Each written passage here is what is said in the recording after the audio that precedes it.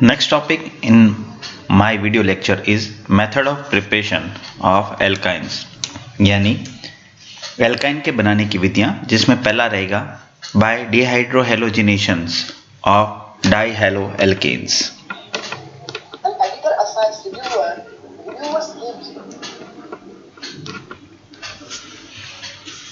यानी डाइहेलोएल्केन के विहाइड्रोहेलोजिनीकरण के द्वारा कैसे बनाएंगे। इसमें सबसे पहले लेंगे बाय जैम डाइहैलाइड्स। जैम और विजनाइल की अगर बात करें, दोनों में डिफरेंस ही रहेगा। जैम का मतलब रहेगा डाइहैलाइड जो है वो एक ही कार्बन के ऊपर उपस्थित हों, that is known as jam.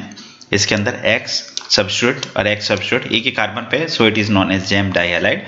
इसकी एल्कोहलिक केओएच के साथ में अभिक्रिया कराते हैं, that is known as gem dihalide या 1,1 डाइहेलोएल्केन जिसे कहते हैं। इसके एल्कोहलिक केओएच के साथ अभिक्रिया कराने पर के जो है वो एक एक्स को एलिमिनेट कर देगा। सो यहाँ पे जो कंपाउंड बचेगा वो बनेगा विनाइल हैलाइड डेरिवेटिव। उसी फिर विनाइल हैलाइड डेरिवेटिव की NaNH2 के साथ में अभिक्रिया कराते हैं, जो कि सोडियम एमाइड कहलाता है। उसके साथ अभिक्रिया कराने पर Na जो है वो इस X को एलिमिनेट कर देगा, एक H जो है एलिमिनेट हो जाएगा यहाँ से, और NH3 का निर्माण करेगा, अमोनिया का निर्माण करेगा, NX एलिमिनेट हुआ और एल्काइन फॉर्मेशन हो जाएगा।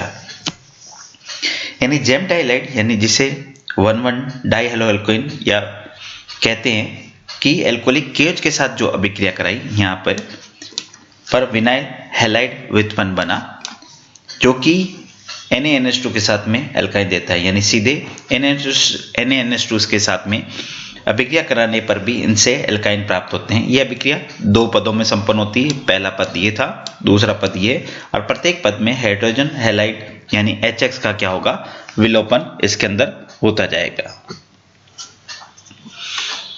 फॉर एग्जाम्पल एथाइलाइडिन ब्रोमाइड जिसे 1,1 डाइब्रोमो इथेन कहते हैं, CH3CHBr2 एल्कोहलिक केओएच के साथ अभिक्रिया पहले स्टेप के अंदर देखें तो H के जो है वो Br को एलिमिनेट कर देगा और विनाइल ब्रोमाइड का निर्माण होगा।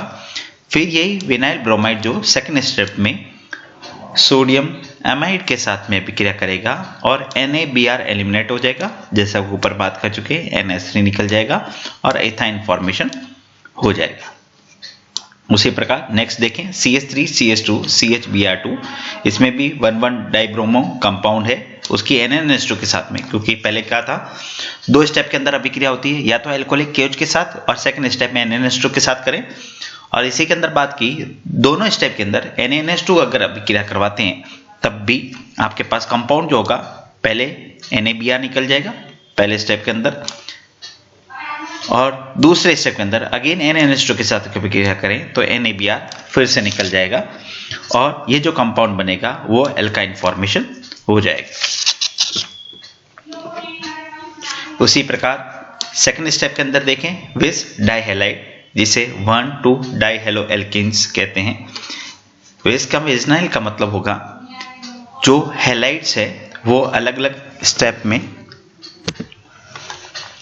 और प्रोपाइन फॉर्मेशन 1,2 डाइब्रोमो प्रोपीन की एल्कोहलिक केओएच के साथ अभिक्रिया करें तो पहले स्टेप के अंदर KBr निकल जाएगा और इस तरह के कंपाउंड का निर्माण होगा। सेकंड स्टेप के अंदर NaNH2 की अभिक्रिया करें, NaBr प्लस NH3 निकलेगा और एल्काइन फॉर्मेशन होगा। उसी तरह इस 1,2 डाइब्रोमो प्रोपीन की पहले स्टेप में NaNH2 के साथ अभिक्रिया करें, HBr निकल जाएगा, फिर आगे NaNH2 के साथ अभिक्रिया करें और एल्काइन फॉर्मेशन इसके अंदर। तो जैम और विस दोनों के अंदर हम एल्कोहलिक केओएच NaNH2 के साथ या दोनों स्टेप में NaNH2 के साथ में अभिक्रिया करके हम एल्काइन फॉर्मेशन कर सकते हैं।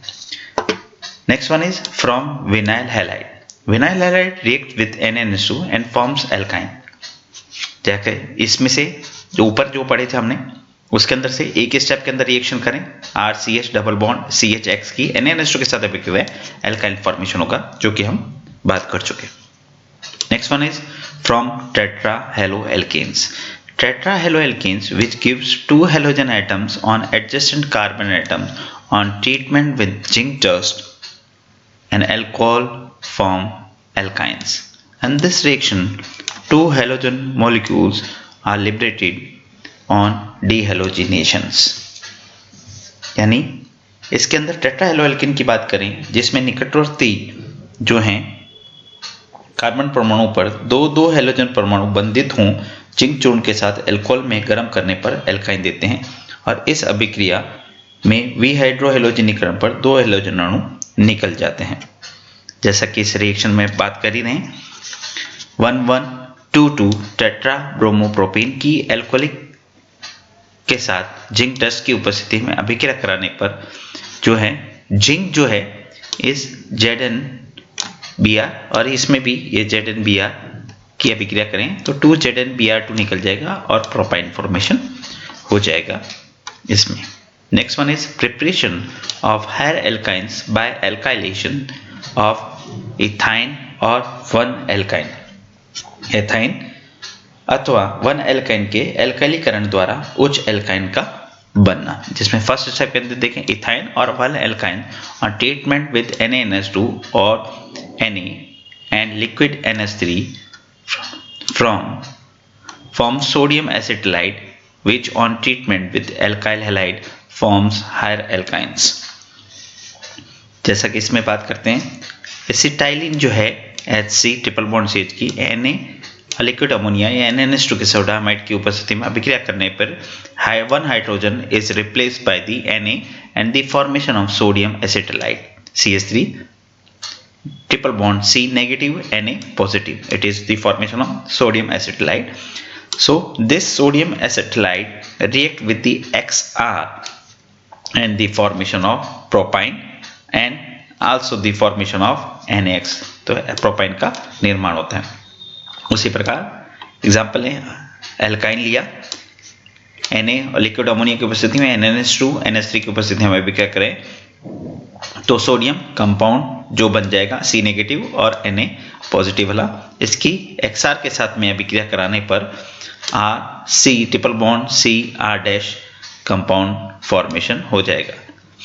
उसी प्रकार जैसा कि इसमें देखें CH3 C triple bond CH की इसी प्रकार पहले स्टेप में अभिक्रिया करें सोडियम कंपाउंड बनेगा, उसकी फिर RX या CH3 CH2I की जैसे कंपाउंड के साथ अभिक्रिया करने पर 2.9 फॉर्मेशन हो जाएगा। डाइअल्काइलेशन ऑफ इथाइन में बी डन एज फॉलो।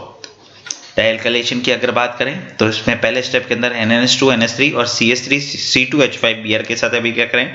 ये जो CH2 CH3 कंपाउंड का फॉर्मेशन हुआ, फिर फर्दर 2 स्टेप के अंदर अभिक्रिया करेंगे और ये जो कंपाउंड बनेगा that is the known as 3-हेक्साइन।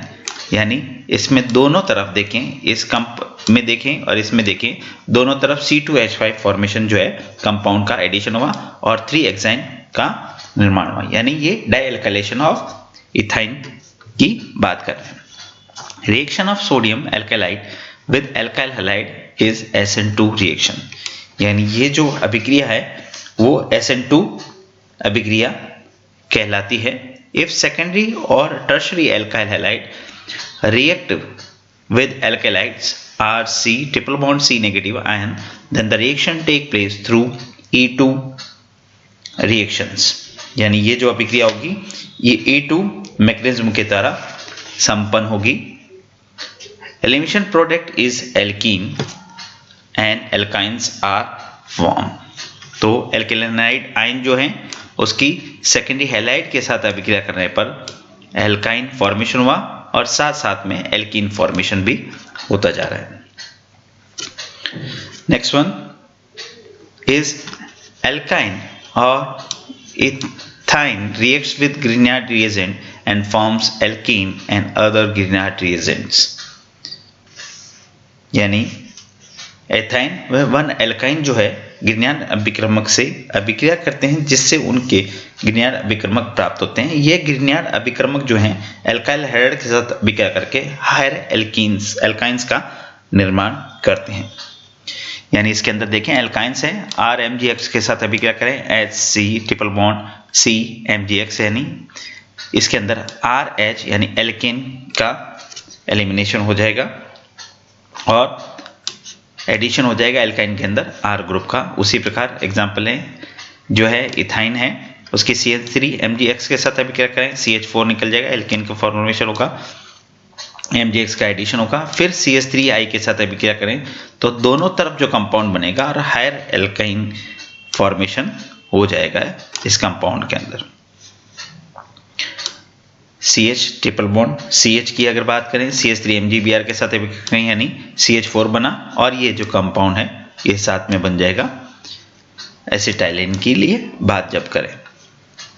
Method of preparation acetylene only, acetylene सिर्फ एसिटाइलिन का निर्माण कैसे कैसे होगा, तो इसके अंदर अगर बात करें तो सबसे पहले बात करेंगे bye hydrolysis of calcium carbide, calcium CaC2 calcium carbide की वाटर के साथ अभिक्रिया करें, इस तरह से करें तो कैल्शियम जो है Ca जो कंपाउंड है Ca वो इस OH2 को लेके निकल जाएगा यानी कैल्शियम हाइड्रोक्साइड का निर्माण होगा और पीछे बचना जो कंपाउंड है वो इथाइन या एसिटाइलिन फॉर्मेशन हो जाएगा। Second is by dehalogenation, by dehalogenation of chloroform, chloroform जो है और iodoform on treatment with silver powder gives acetylene, तो क्लोरोफॉर्म में उसकी 6 Ag के साथ अभिक्रिया करें और जो कंपाउंड बनेगा वो बनेगा एसिटाइलिन। उसी प्रकार आइडोफॉर्म जो है उसके 6 Ag के साथ में यानी CHI3 plus 6 Ag plus I3CH के साथ अभिक्रिया करें, 6 AgI निकल जाएगा और इथाइन फॉर्मेशन हो जाएगा। Next one is by कॉल्बी electrolysis reaction, ethyne can be prepared by electrolysis of potassium salt of malic acid और फ्यूमेरिक एसिड, पोटेशियम फ्यूमरेट या ट्रांस आइसोमर जो है उसके सिस आइसोमर के साथ है, दोनों में H2 के साथ अभिक्रिया करें और जो कंपाउंड बनेगा वो बनेगा एल्काइन फॉर्मेशन हो जाएगा।